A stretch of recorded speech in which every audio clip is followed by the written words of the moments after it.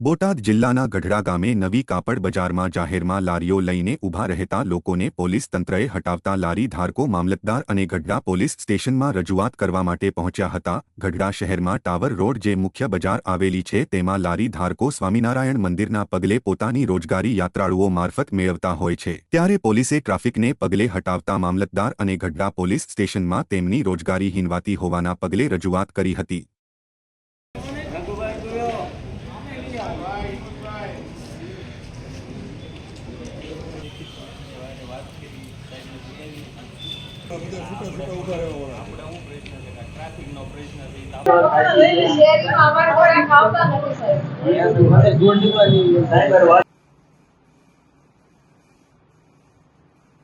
છોકરા ભણતા હોય બરોબર છે, તો આખા ગામમાં અમારે લારીનો પ્રશ્ન અને અમે ટ્રાફિક નહીં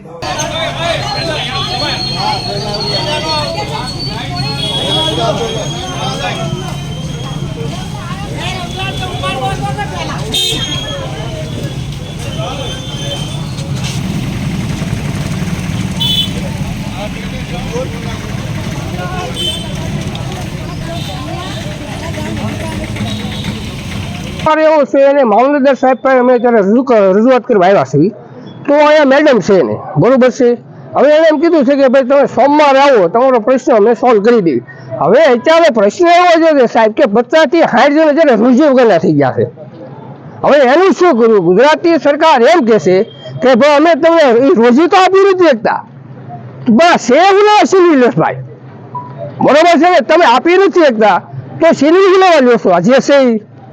તમારો પ્રશ્ન શું છે ને તમારી માંગ? પ્રશ્નમાં એ છે કે લારીઓ રાખવાનો, હાલો અમને લારીઓ ન રાખવા દે, અમે લારીઓ નડતર હોય તો અમે થડા કરી નાખી કાઉન્ટર ઉપર, બરોબર છે, અમે થડા મૂકીને ધંધો કરવા તૈયાર છીએ। હાલો અને કોણ તમને કોણ કહે છે? અમને દબાણ કોણ કરે? પોલીસ વાળા કરે, બાકી કોણ કરે દબાણ? બીજું તો કોઈ દબાણ કરતું નથી અમને। એ ઘણી કેમ કે છે કામ છે ઓલું છે કોઈ તો છે નહીં, છતાં અમને એમ કે ભાઈ તમને પલાણાનું પ્રેશર છે તમે ક્યાં આવી એ છે કે માર્કેટમાં અમને ક્યાંય લારીઓ રાખવા નથી દેતા, એના માટે અમે મામલતદાર સાહેબ આવેલ છે। રજૂઆત કરી તમે? રજૂઆત મામલતદાર સાહેબ ને કરેલ છે અને અમે એવું કહેવા માંગીએ છીએ કે બધાને લારી રાખવા દો। સૌ બધા ગરીબ માણસો છે, 400-500 રૂપિયા કમાઈ અને હવના ઘર ગુજરાન હાલે છે, તો એવી અમારી અપીલ છે કે સાહેબ ને કે તમે એટલું શાંતિ જાળવા અમને રાખવા દો। મારું પ્રશ્ન આ છે સાહેબ કે હવે કટલેરીનો વેપાર કરીએ, હવે સાહેબ આયા છે અઠવાડિયાથી, એ બેસવાનો ના પાડે, તો હવે બેસવા ક્યાં જઈએ? ક્યાંય જગ્યા છે નહીં। કઈ જગ્યાએ? આ ટાવર પર। શું તમારો પ્રશ્ન શું હતો? અમને સાહેબ બેસવા નથી દેતા। શું કહે છે?